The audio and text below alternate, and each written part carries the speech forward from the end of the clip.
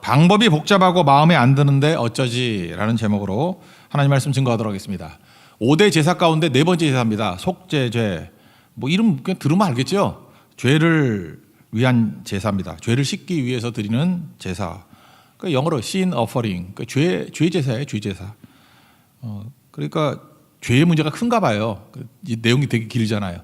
4장 35절 전체 다 5장 13절까지거든요. 총 48절이나 할애했습니다. 그러니까 인간의 문제는 죄 문제구나. 그러니까 죄가 참 많은 것을 이렇게 다루고 있구나. 이렇게 생각할 수 있다는 것입니다. 되게 길어 보이는데 앞에 있는 화목제하고 똑같아요. 이렇게 내용을 갖다가 이렇게 대상말 다르게 해서 복사 이런 식이라고. 그래서 3절부터 12절까지는 제사장의 죄. 그 다음에 13절부터 21절까지는 회중의 죄. 회중의 죄는 공동체의 죄거든요. 집단으로 짓는 죄 있잖아요. 그 뭐죠? 지금 같은 교회의 죄. 뭐 신사참배라든지 아니면 독일 교회 같으면 나치 독일에 복종하고 뭐 했던 것들. 그 집단으로. 또 그다음에 모세가 그 산에 올라갔을 때 금송아지 만들자 그럴 때 온 회중이 했잖아요. 집단적인 죄. 그러니까 다수가 한다고 안심하면 안 돼요. 집단의 죄도 있다고. 그게 이제 회중의 죄. 그리고 족장의 죄. 이건 지도자의 죄인데 22절부터 26절. 평민의 죄. 27절부터 35절. 그러니까 제사장, 회중, 족장, 평민 이게 네 분류를 따르는데 사실 뭐 내용은 별 차이 없어요. 이렇게 1절부터 12절까지만 제대로 공부하고 그냥 몇 가지만 이게 체크해서 보고 복사. 그래서 사실 레위기는 이렇게 개념을 보면 그렇게 어렵지 않다라는 것입니다. 그러면 오늘 질문 중심으로도 풀게요. 내용이 많으니까 세 가지 질문을 한번 해봅시다. 제사장도 죄를 짓는가? 거기다 앞에 덧붙이고 확실하죠. 거룩한 제사장도 죄를 짓는가? 뭐 당연한 질문을 하고 있습니다. 그렇다죠. 그게 첫 번째 질문. 두 번째, 피가 깨끗하게 해주잖아요. 피를 뿌리면 깨끗해진대. 정결해진대요. 근데 왜 물건만 뿌리나? 여기 사람의 뿌린 거 하나도 없어. 다 물건만 뿌려. 물건에 뿌리면 더 거룩해져. 그리고 남는 거는 제단 앞에 다 쏟아 부어 버리래. 그렇다 그러면 아깝지 않아요? 사람한테 뿌리면 사람도 깨끗해질 건데 왜 이러나라고 하는 좀 아까움과 뭔가 목마름, 답답함. 왜 이러지? 뭔가 이게 상식적으로 볼 때 좀 생각해 보면 사람한테 뿌리면 될 건데 그러니까 뭐가 나오겠어요? 예수님에 대한 그리움이죠. 예수님이 오셔서 피 뿌려주신다. 뭐 그런 거 나오겠죠. 때려잡으세요 그거. 그죠? 세 번째 질문. 속죄 방법이 마음에 안 들어요. 되게 복잡해. 그리고 대상마다 방법이 조금씩 달라요. 근데 이거 그대로 해야 된대요. 복잡하고 마음에 안 들어요. 내 마음에 안 들어. 뭐 이렇게 지저분한 방법으로 속죄를 하나? 그럼 어쩌지? 답은 보겠어요. 나 좋을 대로 하면은 속죄 안 돼요. 하나님 방법대로 순종해 나가야 된다라는 거예요. 오늘 그런 중심에 질문 중심으로 우리 속죄제를 한번 살펴보도록 하겠습니다. 세 가지 질문이죠. 첫 번째 질문. 제사장도 죄를 짓는가? 한가로 나가서 거룩한 제사장도 죄를 짓는가? 당연하지. 모든 사람이 다 죄인인데 뻔한 질문인데 그렇게 대답할 수 있다는 것입니다. 3절 보세요. 만일 기름 부음을 받은 제사장이 범죄하여 백성의 허물이 되었으면 그러니까 뭐예요? 제사장도 죄를 짓는다. 뭐 당연한 얘기죠. 인간의 본성이에요. 죄를 지어서 죄인 된 게 아니라 우리는 죄인이잖아요. 그래서 죄를 짓는 거예요. 그러니까 죄인이라서 죄를 짓는 거예요. 그러니까 다 죄인이죠. 로마서 보세요. 3장 23절 보니까 모든 사람이 죄를 범하였음에 예외 없어요. 모든 사람이 죄를 범하였음에 하나님의 영광에 이르지 못한다. 10절 기록된 바 의인 없나니 하나도 없다.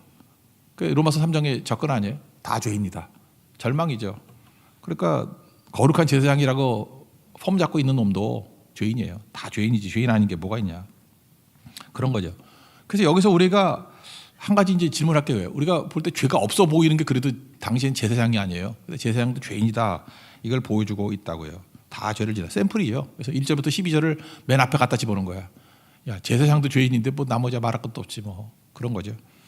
그러므로 사람에 대해서는 어떤 생각을 가져야 되냐. 너무 높은 기대 가지면 안 돼요. 뭐 멀리서 보면 되게 멋있어 보이거든. 되게 거룩해 보이거든. 야, 저거 대단하다. 이런 걸 무모한 기대에 그래요. 그냥 몰라서 그렇지 저것도 죄인이야. 이렇게 생각하는 게 좋다는 것입니다. 그러지 않으면 둘 다 손해예요. 왜냐하면 제사장은 자기가 거룩한 걸 유지하려고 그러니까 이렇게 포장하려고 그러니까 외식해야 되고 그다음 백성들은 거룩 깨끗하지다 죄인인데도 불구하고 아닌 걸로 속으니까 신비감에 사로잡히잖아요. 그래서 이렇게 제사장하고 백성과의 관계가 신비감으로 되면 안 돼요. 있는 그대로 보여줘야 되는 거죠. 가까이 가면 인간이다 그래서 망연자실하고 막 그러잖아요. 그죠? 저도 보니까 그래요. 이렇게 이미지하고 현실하고 달라요. 어떤 분은 진짜 한국 사람 다 할 정도로 겸손한 분이야. 내가 옆에 있어봤거든. 최고로 교만해. 그리고 일부러 하는 겸손이야. 쇼야 쇼. 내가 보니까 다 알아 자기도 이렇게 하면 된다라는 거. 근데 가보면 엄청 사람 무시하고 막 그래. 특별히 저를 제일 많이 무시하고 막 그래. 되게 교만해. 그 겸손한 거 아니야. 저런 사람인데 사람들이 속고 있네. 저도 죄성이 있으니까 잠깐만 알려주고 싶어 누군지. 근데 하면 안 되지. 그런 거예요, 그죠? 그러니까 제사장도 이렇게 죄인이라는 걸 생각하면은 되게 복음적으로 변화가 돼요. 그를 불쌍히 여기잖아요. 우리가 어떤 사람을 보면서 이렇게 존경하는 게 아니에요. 우리는 불쌍히 여기게 돼요. 야, 그럴 수가 있어? 뭐 이러죠. 그러면 안 되고 불쌍하다. 그래 용서가 되죠. 어떤 사람 그래요. 이렇게 신비감에 살펴보면 용서가 안 된다 그러지. 내가 너무 믿었기 때문에. 그 사람 잘못이에요. 누가 사람 믿으래? 하나님을 믿어야지. 그래서 난 용서가 안 돼. 그런 거 있죠. 너무 신뢰했기 때문에. 그런 거 말도 안 되는 얘기예요. 그죠? 다 넘어지는 거죠. 그런 의미에서 이 제사장 그룹들 있잖아요. 이 교회에서도 마찬가지예요. 제일 우리가 조심해야 될 게 뭐냐면 신선 이미지예요. 신선. 이게 뭐 제일 거룩해 보이게 목사님이니까. 목사님이 어떤 목사님은 신선같이 보이는 목사님이 있어. 신선의 특징이 뭐죠? 욕망이 없는 거야. 딱 보니까 밥도 조금 먹어. 식욕도 없는 것 같고. 여자 보기도 돌같이 여기고. 성욕도 없는 것 같고. 뭐 하라 그러면 안 하고. 명예도 없는 것 같고. 그러면 그냥 섬기기는 좋죠. 신선이니까. 근데 그게 진짜겠어요? 매가리가 없는 거지? 거짓말이지? 근데 지금은 그런 사람 별로 없겠지만 옛날 우리 이미지들 보면 영적 지도자들이 이게 신선 이미지를 추구했다고. 왜냐면 동양이니까. 동양은 신선 같은 이미지. 그러니까 구름 위에 올라가 있으려고 그러고. 근데 성경은 그런 이미지. 바울을 보세요. 로마서 7장을 보면 신선이에요? 속에서 갈등이 있지. 사도 바울인데도 불구하고 내 안에서 악이 있고 선이 있고 갈등한다고. 근데 나는 사도인데도 불구하고 악을 쫓아간다고. 오라 나는 공고한 자로다. 이 사망의 몸, 이 죽을 놈의 몸에서 누가 나를 건져내랴. 내 힘을 안 낸다는 거죠. 신선 아니잖아요. 욕망에 굴복하는 인간이라는 거 아니에요. 근데 하나님께 감사하리로다. 승리를 주셨다. 내가 이따위로 살지만 소망이 있다. 그래서 8장으로 넘어가잖아요. 8장의 내용이 무엇입니까? 예수 안에 있는 자에게는 정죄가 없다. 예수 밖에서 신선같이 놀면은 맨날 존경하다가 정죄하고 그러잖아. 존경하다가 정죄하고 실망했다. 뭐 용서가 안 돼. 다 잘못이라. 인간은 그런 존재가 아니라니까요. 그래서 그 다음 뭐라 그래요? 예수 안에 있는 생명의 성령의 법이 성령 의지하잖아요. 성령 의지할 때 죄와 사망의 법을 이길 수 있는 거지. 내 힘으로 안 되는 거야. 그래서 결론이 뭐예요? 늘 의지하는 거. 늘 의지하는 거. 지금 우리 찬양 인도하신 분이 마지막 불렀던 찬양이 446장 아니에요? 주음성 외에는. 저 3절이 이게 정답이라고 생각해요. 주 떠나가시면 내 생명 헛되네. 주 떠나가시면 아무것도 할 수 없어요. 그게 속죄자가 우리에게 보여주는 거예요. 그러니까 우리는 늘 의지해가지고 버티는 거지. 그 사람이 탁월해가지고 그 사람이 거룩해가지고 깨끗한 게 절대로 아니다. 그래서 여러분들 전부 다 그렇게 생각하세요. 나는 늘 넘어질 수 있는 존재예요. 그래서 예수님 의지하고 성령과 동행하지 않으면 나는 늘 넘어져요. 그러니까 한순간도 주님 의지하는 것을 떠날 수 없다. 이게 복음이죠. 그죠? 이거 아니라 그러면은 다 엉터리를 믿고 있다. 이렇게 생각할 수 있다라는 것입니다. 우리가 속이는 거, 이렇게 신비감, 신선노름하는 거, 신선노름이지. 신선같이 하는 거. 신선노름하는 것 중에 하나가 뭐냐 하면은 우리는 죄를 안 지을 수는 없으니까 안 지은 척하고 우겨야 될 거 아니에요. 우기는 것 중에 하나가 뭐냐? 이렇게 죄의 경중을 나누는 거예요. 큰 죄가 있고 작은 죄가 있고, 그리고 자기 합리화시키고 뭐 이런 거죠. 예를 들어서 합리화시키는 것 중에 하나가 뭐냐 하면 2절 같은 데 보세요. 누구든지 여호와의 계명 중 하나라도 그 그릇 범하였으되, 그러니까 죄 하나만 범해도 죄인이라는 거죠. 근데 우리 이렇게 생각 안 해요. 내가 99가지 순종하고 야 죄라 그래 봐야 조그만 죄 이거 하나 있다. 근데 야고보서 같은 데 보세요. 한 가지 죄 범해도 다 범한 거다 그러잖아요. 근데 우리는 그런 식으로 합리화시킨다고. 그리고 취사 선택을 해. 이거는 큰 죄고 이건 작은 죄다. 누가 정해? 내가 정해. 죄는 다 똑같은 죄인이라 그러는데 우리는 그렇게 생각 안 해. 그래서 성경 말씀도 밑줄 긋잖아. 밑줄 긋는 거. 이거는 중요한 거고 안 긋는 거는 안 중요한 거고. 그래서 우리 죄도 그러죠. 제일 큰 죄가 뭐예요? 살인죄, 간음죄 이런 거 큰 죄. 그 다음에 밑줄 안 긋은 죄가 뭐 있죠? 뭐 거짓말 좀 하는 거, 뭐 미워하는 거. 이게 사소한 거죠. 그래서 거짓말 많이 하고 미워하고 이런 사람이 펄펄 뛰어. 내가 무슨 큰 죄를 졌다고 날 이렇게 대우해 이런다고. 그러니까 이게 문제투성이죠. 하나님 앞에서 다 똑같은 건데, 그죠? 그 성경을 한번 보세요. 아이성 전투에서 패하죠. 이유가 뭐죠? 여리고성에서 승리하고 난 다음에 거기 다 진멸하라, 다 없애버리고 그 전리품은 하나님께 드려라. 근데 아간이라는 사람이 지금 21세기 이 상황에 놓고 볼 때 전쟁했어요. 그래서 막 약탈이 가능하잖아. 막 집어서 가져갈 수 있잖아. 너무 욕심이 생겨가지고 옷이 너무 예뻐 보여. 그죠? 이렇게 우리 와이프 주면 좋을 것 같아. 그래서 외투 신할산 외투 하나를 싹 숨겼어. 멍청하죠. 그거 숨기면은 입을 수가 없잖아. 바보 아니야? 뭐 입고 다녀야 되는데 입으면 들키는데. 그러니까 욕심이 생기면 이런 바보 짓을 한다고. 그리고 좀 뭐 돈 좀 숨기고. 우리 같은 뭐 이게 뭐 죽을 죄예요? 오히려 다윗이 더 큰 죄졌지. 근데 아간의 이런 범죄 이것도 작은 죄가 아니라는 거예요. 이것 때문에 아이성에서 패배했다는 거죠. 그러니까 죄도 다 내 기준으로 생각한다는 거예요. 어떤 그 수도원 얘기를 하죠. 수도 원장이 뭐 그 밑에 있는 제자들에게 시켰다면 돌멩이 큰 거 갖고 와. 그랬더니 투덜림에 갖고 왔대잖아. 너무 큰 돌이고 무거워서 끙끙대면서 뭐 1시간 넘게 갖고 왔대.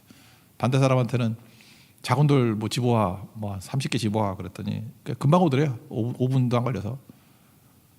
그 갖고 오는 건 힘들었지만 갖다 두라 그러더래요. 원래 있던 자리. 큰 돌 갖고 온 사람은 갖다 두기 편하죠. 너무 큰 돌이니까 어딘지 알 거 아니에요. 30개 작은 돌 갖다 두라니까 그걸 어떻게 기억하냐고. 그러면서 얘기하기 죄가 그런 거라고. 자기가 생각할 때 큰 죄 지었다고 하는 사람은 회개도 쉽다고. 그거 잣다가 오기나 죄인 아니야. 나 이런 죄를 졌으니까. 하나님 앞에 명확한 죄인이라고 회개라고 갖다 둘 수 있는데 자기가 생각할 때 사소한 죄라고 생각하는 30개 그거 짓는 건 쉽게 질 수 있지만 회개가 안 되는 거야. 회개가 안 되니까 그냥 도매급으로 기도하죠. 내가 지금 뭐든지 용서해 주세요. 뭐 이러고. 뭐 그럴 수도 있죠. 근데 그걸 죄라고 생각 끝까지 안 할 수 있다니까요. 그러니까 인간은 다 죄인이라고. 그거를 꼭 붙들었으면 좋겠습니다. 그래서 네 부류가 나오는데 제사장이 제일 먼저 나왔다. 거룩한 제사장도 죄인이다. 그러니까 의인은 하나도 없고 다 죄인이다. 그 의식을 갖고 이 죄인이라는 의식으로 하나님 앞에 서 있어야지 옳다라는 거, 이걸 인정하는 우리 하나님 종 되길 바랍니다. 두 번째 질문은 이 죄인이 깨끗해지는 방법 중에 하나가 피거든요. 피 뿌리면 정결해진대. 그럼 피가 엄청난 거 아니에요? 이거 엄청난 능력이 있는 거 아니야? 근데 여기 보니까 피를 다 어디다 뿌리냐 하면은 물건에만 뿌려. 뭐 휘장에 뿌렸다, 뭐 뿔에다 발랐다, 뭐 그다음에 하고 난 다음에 남으니까 번제들 앞에 쏟아 부었대. 아깝지 않아요? 저는 아깝던데. 이렇게 능력 있는 피면은 좀 사람한테 막 뿌리고, 그죠? 그러면 다 깨끗해지고 할 건데 그렇게 안 하고 사람은 어떻게 하냐면 사람이 안수할 땐 나의 죄가 전이 되는 거 아니에요. 그러니까 안수하고 제물 드리면 제물이 나란 뜻이거든. 근데 제물은 불태워 죽여버려요. 불살라 버린다고. 그러니까 아깝지. 왜 그걸 불살라? 피를 뿌리면 사해지는데 답이 나오죠. 그게 나였다고. 불살라지고 죽음이잖아요. 내 대신에 동물이 죽잖아요. 불살라서. 내가 불살라져야 될 존재라고. 근데 예수님이 대신 동물이 되셔서 불살라졌잖아요. 죽었잖아요. 십자가에서. 그리고 우리는 물건이 깨끗해지는 방법으로 우리 깨끗하게 만들었죠. 뭐예요? 피를 뿌려주셨다고.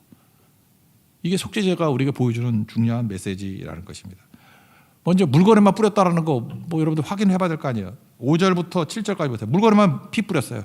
5절 7절 읽겠습니다. 시작. 기름 부음을 받은 제사장은 그 수송아지 피를 가지고 회막에 들어가서 그 제사장의 손가락에 그 피를 찍어 여호와 앞 곧 성소의 휘장, 여기 물건이죠, 앞에 7번 뿌릴 것이며 제사장은 또 그 피를 여호와 앞에 곧 회막 안 향단 뿔에 바르고, 이것도 물건이죠. 그럼 나머지 그 송아지의 피 전부를 회막 문 앞 번제단 밑에 쏟을 것이며, 여기다가 줄 긋고 써야지, 아까워 이러고 뿌리면 다 깨끗해지는데 왜 이거 아깝게 왜 버려, 그런 거죠. 대신에 제물은 안수한다는 게 뭐예요? 나잖아요. 나. 4절에 나오잖아요. 안수하고 바치라고. 그러면서 그 제물을 어떻게 해요? 난데 피 뿌리면 될 건데 이거 불살라 죽여버리래. 다 태워버리래. 어이 겁나. 10절 읽겠습니다. 10절 시작. 화목제 제물의 소액에서 떼어낸 같이 할 것이요 제사장은 그것을 번제단 위에서 불살을 것이며. 그죠? 동물은 불살라버려. 나는 불살라버려. 그리고 물건은 피 뿌리고. 그러니까 여기서 목마름과 답답함이 있잖아요. 하나님 왜 이런 식으로 하십니까? 그 피가 귀한데, 이거 읽으면서 피가 얼마나 귀한지를 알아야 돼. 피가 나를 깨끗하게 만드는데 그거 좀 나한테 좀 발라주시면 안 돼요?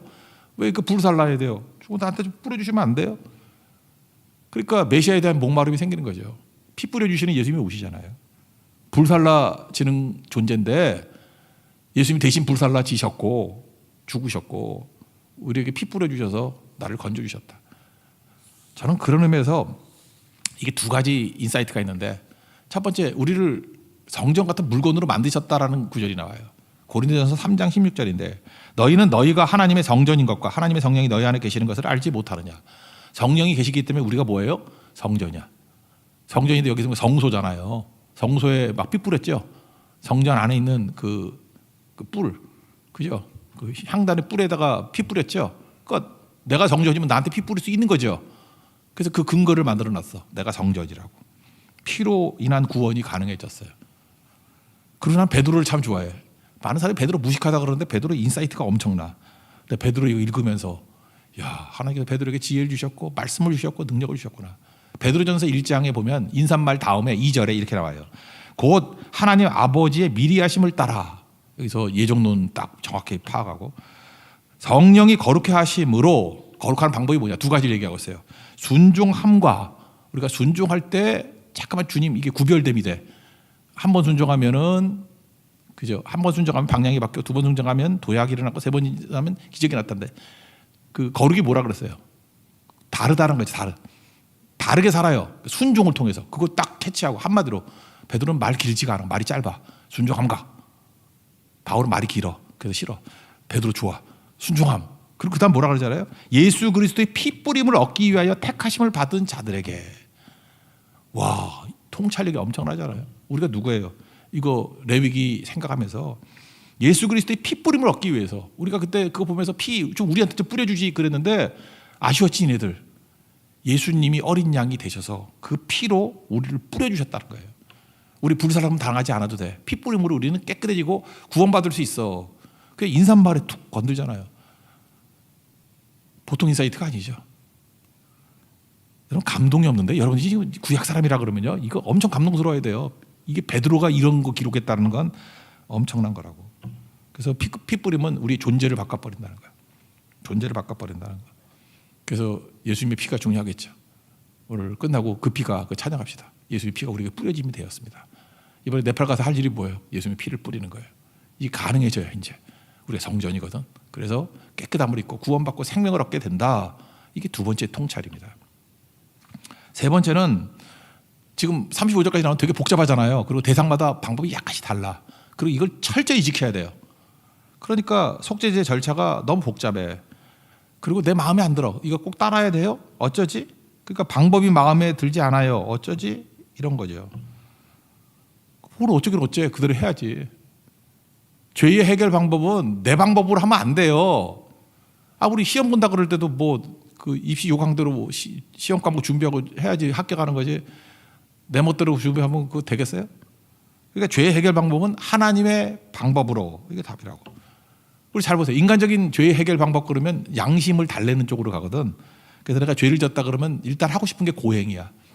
저도 죄를 지면 이상하게 고행하고 싶어. 밥도 먹기 싫고, 그죠? 그리고 좋은 차도 타기 싫고 그냥 걸어 다니고 버스 타고 다니고, 그리고 그것도 좀 힘들면은 그 다음에 루터 같이 해야지. 계단을 올라가는데 무릎으로 올라가. 무릎에서 피가 나면 더 좋아.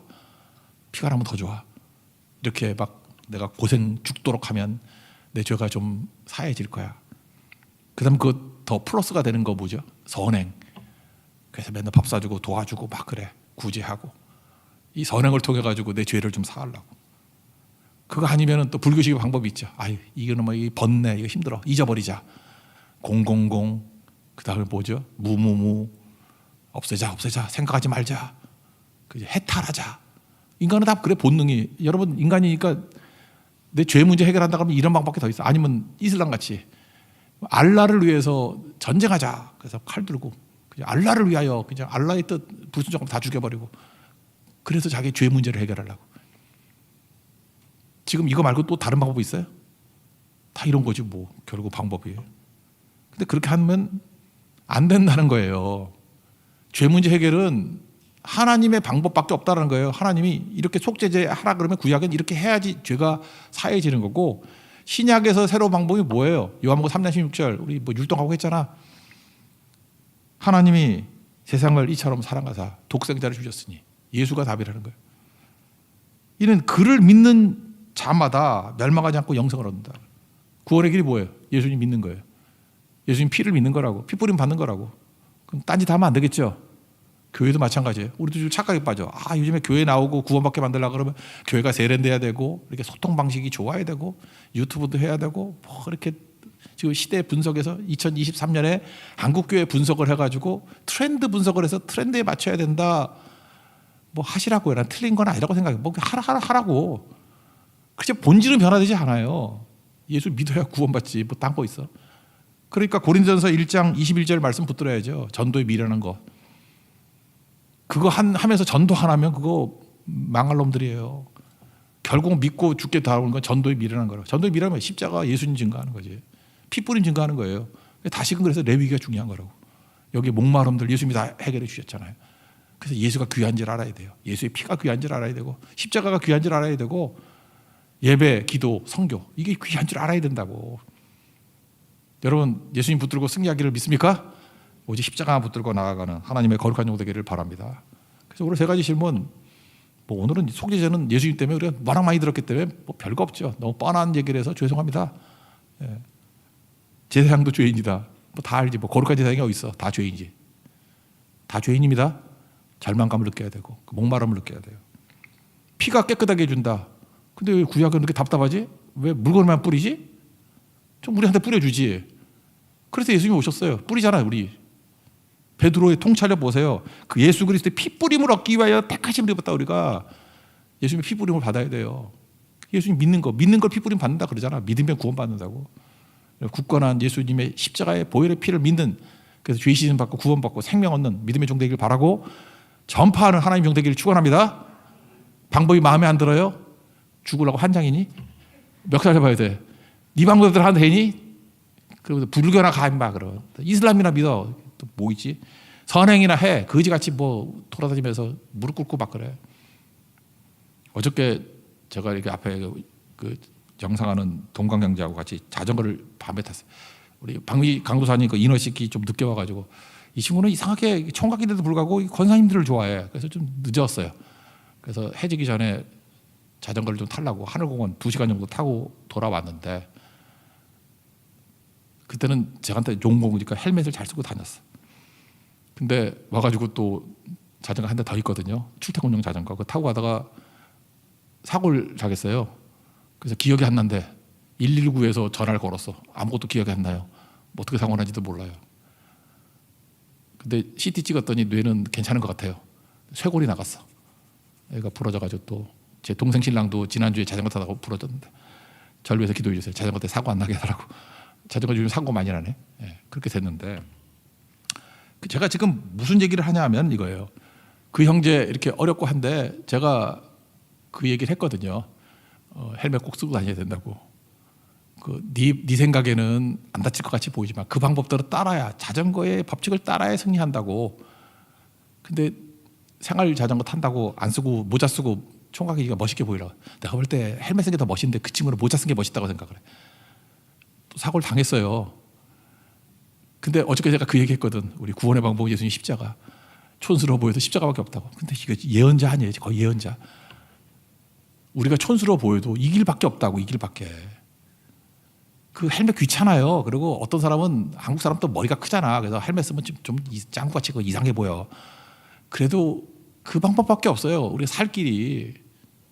헬멧이 자전거 탈 때 살 길이듯이 십자가가 살 길밖에 없다고. 이거 붙들고 나가야 되지 않겠습니까? 내 방법 아닙니다.